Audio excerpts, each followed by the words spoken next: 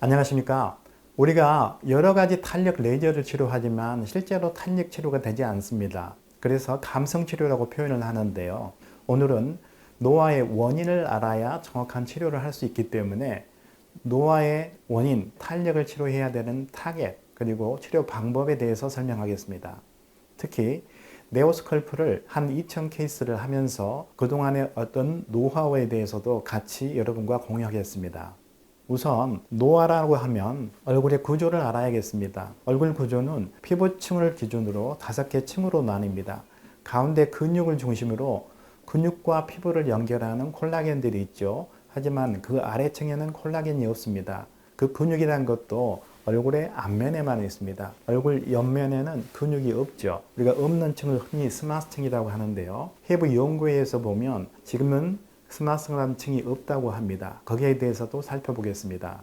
얼굴의 탄력 그러면 이렇게 얼굴이 나이가 들수록 팔자주름, 심술보, 이 마리오넷 라인이 뚜렷해집니다. 눈밑 지방도 흘러내려오잖아요. 그런데 노화란 것은 실제 피부가 처지는 게 아닙니다. 아시는 것처럼 지방이 흘러내리는 거죠. 지방이란 것도 얼굴의 앞면에서 흘러내리지 옆면에서는 흘러내리지 않고 꺼집니다. 그 구조도 설명을 드리겠습니다. 20대 중반부터 눈 주위의 지방은 없어집니다. 워낙 양이 적기 때문에 그러죠. 하지만 팔자주름, 마리오넷 라인 옆에 있는 지방은 점점점 커지고 내려오게 됩니다. 이 피부 밑의 지방을 보면 대부분이 지방입니다. 실제로 얼굴 구조의 깊이에서 보면 95% 이상이 지방으로 구성되어 있습니다. 지방의 구조가 변하는 것을 우리가 치료하지 않고는 절대 탄력 치료를 할 수가 없습니다. 근육을 보면 근육은 눈가의 앞에 붙어 있죠. 우리가 표정 근육이라고 하는데요. 이 눈가의 앞에는 표정 근육이 있습니다만은 옆에는 근육이 없죠. 엷은 막으로 되어 있습니다. 이 실제 카데바를 보았을 때 눈가의 앞에는 근육이 있다고 그랬고 옆에는 없다고 그랬는데 똑같이 볼륨이 있잖아요. 자세히 보면 눈가의 옆에 있는, 즉 우리가 스마스라고 하는 옆에 부분을 보면 이렇게 엷은 막들과 지방세포로만 구성이 되어 있습니다. 이 템플을 보더라도 깊게 잘라도 엷은 막과 지방세포로만 되어 있지 근육은 보이지 않습니다. 반면에 이 근육 부분이 있는 앞에 부분을 보면 근육 위와 아래의 지방층이 달라 보입니다. 색깔도 다르죠. 연한 색깔들이 점점 진해지고 훨씬 진해집니다. 이걸 확대해서 보면 뚜렷해집니다. 옆에 있는 엷은 막들이 있는데 그 사이에 이렇게 지방들이 메꾸고 있잖아요.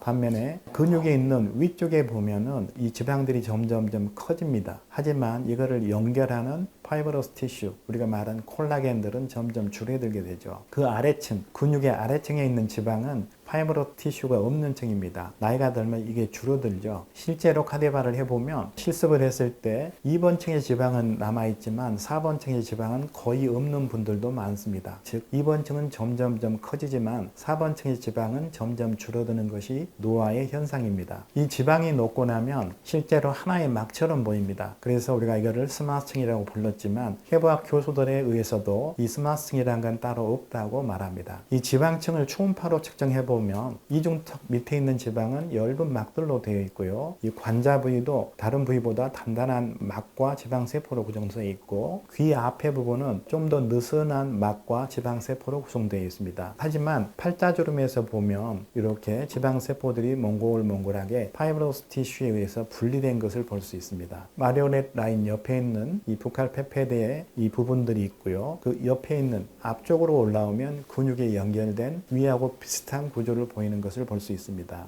우리가 흔히 실 리프팅을 하는데요. 이 옆에 있는 스마스층에서 보면 5년 전에 실을 넣은 사람인데도 아직 리프팅 효과는 없지만 이렇게 실들이 남아있는 것을 볼 수 있습니다. 이런 실을 계속 넣을 수는 없지 않습니까? 마지막으로 이제 4번 층을 보게 되면 4번은 우리가 인대라 그러죠. 뼈막에 붙어 있는 인대는 이렇게 눈가와 턱선에는 아주 단단히 붙어 있습니다. 그렇기 때문에 근육은 잘 처지지 않죠. 근육량이 줄 수는 있습니다만은 근육은 처지지 않고 근육 위에 있는 지방들이 콜라겐이 줄어들고 지방이 늘어나니까 밑으로 처지는 것이 바로 탄력이 처지는 현상입니다. 그렇다면 옆의 면적은 어떨까요? 우리가 스마스라고 하는 것이 하나의 막이라고 알고 있었는데 오늘 보신 것처럼 엷은 막들로 구성되어 있는데 그 막들은 잘 늘어나거나 처지지도 않습니다만 돼지를 통한 동물 실험을 했더니 그 막들이 재생되는 것을 확인했습니다. 그렇다면 지방세포도 재생이 되고 막이 재생이 된다면 지금처럼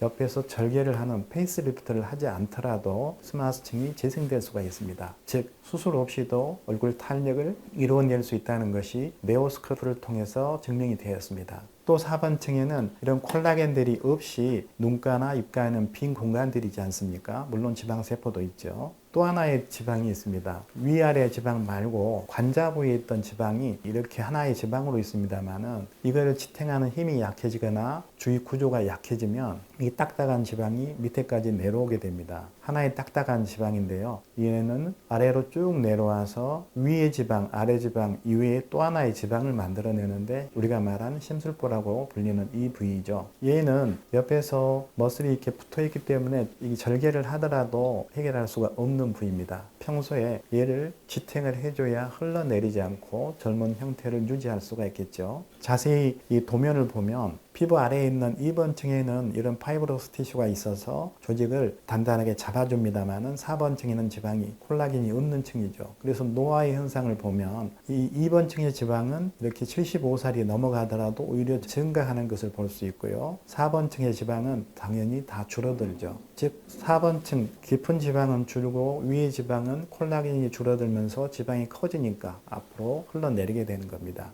이게 노화의 현상입니다. 지방세포를 보더라도 젊었을 때 비만이 되면 지방세포 크기가 커지지만 노화가 되면 지방세포의 변형이 일어나고 콜라겐이 줄어듭니다. 그래서 노화가 일어나는 거죠. 이 도식면 우리가 이렇게 배웠지만 실제로는 2번 지방이 대부분인 것을 볼 수 있습니다. 그래서 얘하고 나이든 두 분의 팔자주름은 있지만 어떤 차이일까요? 맞습니다. 2번 층의 콜라겐이 줄어들면서 피부가 처지고 그 사이에 있는 지방들이 흘러내립니다. 이거를 다시 회복하려면 콜라겐을 만들어내야겠죠. 두 번째는 노화된 지방세포를 줄여야 됩니다. 그래야 젊었을 때 형태로 올라갑니다. 젊은 사람이 팔자주름 심술보가 생긴 경우는 비만 이외에는 없습니다. 그럴 때도 지방세포를 줄여주면 얼굴 형태가 좋아지겠죠. 하지만 나이가 드실수록 누구나 팔자주름, 심술보가 커집니다. 마찬가지 이중턱도 심해지는 것이겠죠. 그럼 콜라겐은 어떤 변화냐고 하면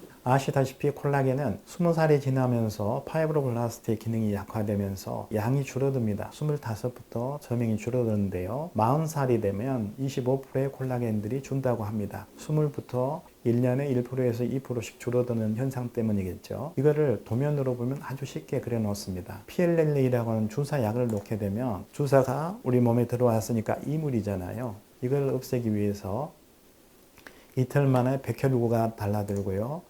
마크로페이지가 나와서 이 이물을 없애려고 합니다. 하지만 PLLA를 싸고 있는 셀룰로스가 녹고 나면 PLLA는 우리 얼굴에서 또 몸에서 6개월 이상 마크로페이지에 이 자극을 주어서 PLLA가 마크로페이지에 사이토카인을 분비하게 하면 이 잠자고 있는 파이브로블라스트가 다시 재생이 됩니다. 즉 평소에는 가만히 있던 파이브로블라스트가 이 그림에서 보신 것처럼 콜라겐을 재생하는 거죠. 그래서 탄력이 좋아지는 거고요. 물론 이 화면에서 그림을 아주 설명을 잘 해놓은 것 같습니다. 이런 인테그린이라든가 라미닌, 프로테오글리칸을 통해서 그 주위에 있는 기질도 같이 만들어냅니다. 또 하나는 화이트 리포사이트라고 하는 것이 있죠. 그 화이트 리포사이트가 줄게 되는데 얘들이 다시 활성화되면서 정상 지방세포, 즉 정상의 리포사이트가 만들어짐으로써 노화된 조직들이 다시 재생이 되는 것을 볼 수 있습니다. 그럼 PLLA를 통하지 않고 레이저 자극을 주더라도 같은 현상으로서 노화가 좋아지는 것이겠습니다.